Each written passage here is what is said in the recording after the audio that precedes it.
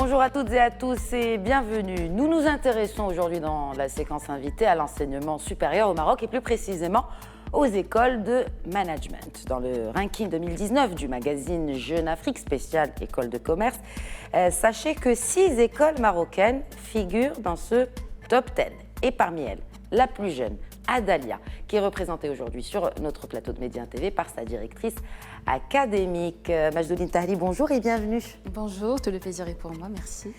Avant de parler de ces distinctions, d'ailleurs, félicitations pour cette belle distinction de cette école toute jeune. Merci. Avant, peut-être que je souhaiterais parler avec vous, compte tenu de votre riche expérience dans ce domaine, de l'enseignement supérieur au Maroc et tout particulièrement de la place de l'enseignement supérieur privé chez nous. Très bien. Écoutez, tout d'abord, merci pour cette invitation. Avec toute humilité, j'essaierai effectivement d'en parler, sachant que j'ai surfé entre le secteur public comme privé et même associatif dans l'enseignement supérieur privé. Écoutez, il se porte bien du fait qu'aujourd'hui, les écoles qui existent sur le marché, avec la nouvelle venue aussi de franchises assez intéressantes, qui fait que c'est devenu de plus en plus compétitif, donc une meilleure qualité. Aujourd'hui, notamment, l'institutionnel suit avec l'ANIAC, au fait, qui est l'agence justement d'évaluation, qui assure la qualité dans l'enseignement supérieur. La volonté du ministère aussi de l'enseignement supérieur à valoriser notamment l'enseignement au Maroc.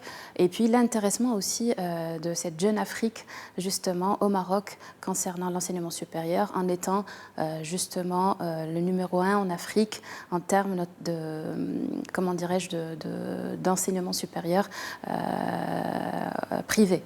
Donc, est-ce que quand on parle d'enseignement supérieur privé, compte tenu donc de, est-ce qu'il y a de nouvelles filières qui se distinguent dans le privé, qui n'existent toujours pas, par exemple, dans le public? Est-ce qu'il y a un certain décalage? Décalage, non, sur le plan institutionnel, puisqu'on est assujetti par la même loi, le même cahier de charges, notamment à renseigner, à remplir, et donc avec les mêmes conditions pour assurer justement une qualité dans l'enseignement. Par contre, le décalage vient du fait qu'aujourd'hui, ces business schools, si elles sont bien classées, elles œuvrent notamment en termes de pédagogie, d'aller vers tout ce qui est transfert d'expérience, d'accord, et travaillent selon l'approche par compétences en termes d'ingénierie de programme, ce qui permet d'avoir des programmes un peu plus, qui répondent plus au fait à la demande du marché de l'emploi. Effectivement, il y a aujourd'hui, et ce veut Adalia spécialisé là-dedans, on parle beaucoup plus de management de l'innovation, et on parle de marketing digital, on parle de design thinking, on parle de user experience, etc. Donc il fait qu'aujourd'hui, on place le client justement à la base de toute réflexion managériale et stratégique. Donc oui, c'est ça la nouveauté. Aussi, dans un mouvement de l'Afrique, et là on l'a prouvé notamment dans la conférence synodaise qu'on fait chaque année sous l'égide du ministère de l'Industrie, qui fait qu'on s'intéresse de plus en plus à l'entrepreneuriat aussi. Donc on encourage ces jeunes, on les motive pour avoir des compétences justement en entreprise, en commençant par leur programme de formation et par leur propre formation. C'est pour ça qu'aujourd'hui on parle d'étudiants entrepreneurs. Voilà. D'étudiants entrepreneurs et de management 2.0 finalement. Parce que Oui. maintenant on parle de business school, on parle d'école de management. Aujourd'hui, le Maroc aussi s'aligne à l'image, ou en tout cas s'aligne aux autres écoles outre-Méditerranée ou outre-Atlantique qui proposent aujourd'hui un autre style de management. Vous avez évoqué quelques-unes de ces filières. Combien sont-elles et est-ce qu'on est arrivé à un niveau de maturité assez bon au Maroc par rapport à ces filières? Alors, maturité, non, mais le Maroc a toujours été assez bon dans les tendances, disons, de consommation. Et c'est vrai qu'aujourd'hui, on suit la tendance de la demande, que ce soit sur le plan national ou international, à savoir effectivement, on parle beaucoup de management d'innovation, que ce soit pour un lancement d'un nouveau produit ou d'une nouvelle entreprise, etc. Et aujourd'hui, on veut encourager les startups à y aller, surtout aussi, il ne faut pas oublier la SNDD, dans le cadre de la stratégie de développement durable.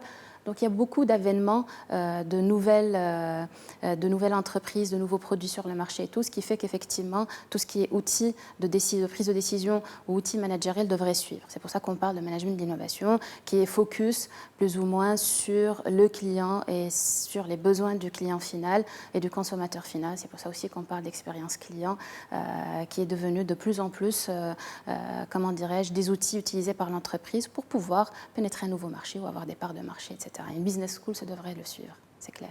Et Adalia l'a suivi, en tout cas, elle a été primée. Il faut savoir que cette école de management a seulement 2 ans. Oui. Elle est toute jeune et elle est déjà dans le top 10 des meilleures écoles de commerce africaines, en tout cas selon le magazine Jeune Afrique, comme on peut le voir dans ce ranking. Qu'est-ce qui a fait ce succès aussi rapide? Alors, tout revient au fondateur, M. Grégory Guénaud, qui a suivi l'aventure Afrique et il s'est dit, vu qu'on parle de croissance partagée, autant justement partager outre-Méditerranée et aller au Maroc aujourd'hui, qui est très ouvert notamment à tout développement, de nouveaux services, etc., et encore plus en formation. Donc, il s'est voulu un positionnement depuis le début pour son école qui est la qualité accessible. Déjà, nous, sur, comment dirais-je, notre modèle économique, on se veut rester plus ou moins assez cohérent par rapport au marché, par rapport au pouvoir d'achat. Très bien. Ça d'une part, donc pour notamment transfert. D'autre part, le positionnement s'est toujours voulu depuis le début sur tout ce qui est management d'innovation et management digital et entrepreneuriat. C'est pour ça que chaque année, on organise InnoDays, qui est plus ou moins l'entrepreneuriat et l'innovation en Afrique.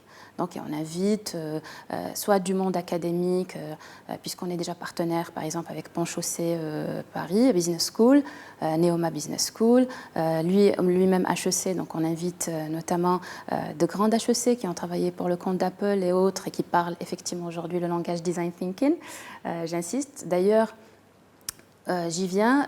Autre chose qui nous a valu ce gentil classement pour nous, avec toute modestie, c'est on a innové en termes d'outils pédagogiques. Aujourd'hui, on a un jeu de cartes qui s'appelle Innovation Deck, qui nous permet aujourd'hui, que ce soit en entreprise, auprès des CODIR, etc., et des COMEX, que ce soit en école, grâce à un outil assez ludique, qui est un jeu de cartes, justement, d'avoir tous les outils qui nous permettent d'arriver de la réflexion jusqu'à la concrétisation, notamment avec des résultats à court terme, c'est ce qu'on appelle un peu le management agile, qui nous permet notamment de répondre au plus vite, dans les meilleurs temps, et avec les meilleures ressources, en optimisant bien sûr, à la demande du marché. Voilà. Donc en fait, cette école, elle a été primée avant même. Est-ce qu'il y a eu une première promotion déjà? C'est cette année. C'est cette année. Donc on va dire que vous avez eu la distinction avant même qu'il y ait des lauréats d'Adalia. Alors aujourd'hui, on parle de ce design thinking. Bon, admettons que ces étudiants ont eu leur diplôme. Qu'est-ce que vous pensez de leur avenir dans le marché du travail, dans l'entrepreneuriat ici au Maroc, et de ces phénomènes, parce que vu que tout le monde en parle, fuite des cerveaux? Très bien. Alors, ça nous a déjà fallu un petit résultat déjà, c'est l'insertion de nos stagiaires. C'est-à-dire les étudiants aujourd'hui, on a un taux d'insertion limite à 100% en termes de stage, déjà, et dès la première année. D'accord.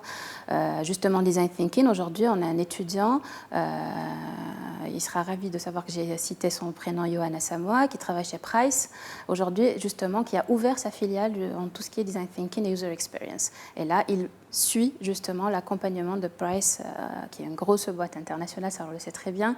Et aujourd'hui, des agences un peu de partout, puisqu'on est spécialisé en marketing digital, nous appellent justement pour trouver des stagiaires. Et on est très demandé. D'ailleurs, cette semaine, il y aura tout un panel d'entreprises qui passeront à l'école justement pour embaucher des stagiaires.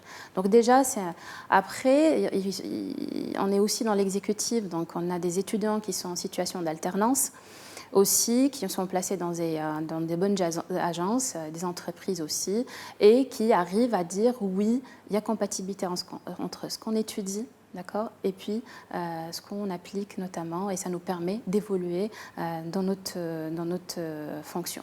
Et donc c'est aussi un résultat assez probant. Après, Adalia aussi a créé, grâce à son fondateur, le premier observatoire de soutien à l'entrepreneuriat au Maroc. On a recensé 130 structures.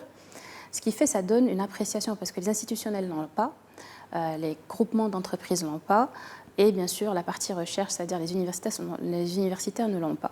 Aujourd'hui, on cherche effectivement un soutien à cet observatoire qui permet d'une part de recenser justement les structures d'accompagnement. Un simple exemple statistique, ça nous donne 90% des structures sont généralistes.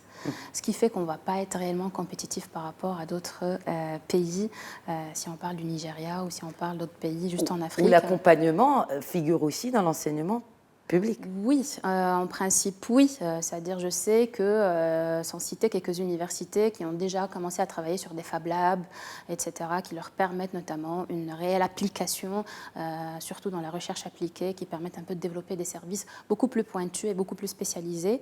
Oui, il y a une volonté, il y a même des budgets pour. Maintenant, effectivement, il faut former les compétences.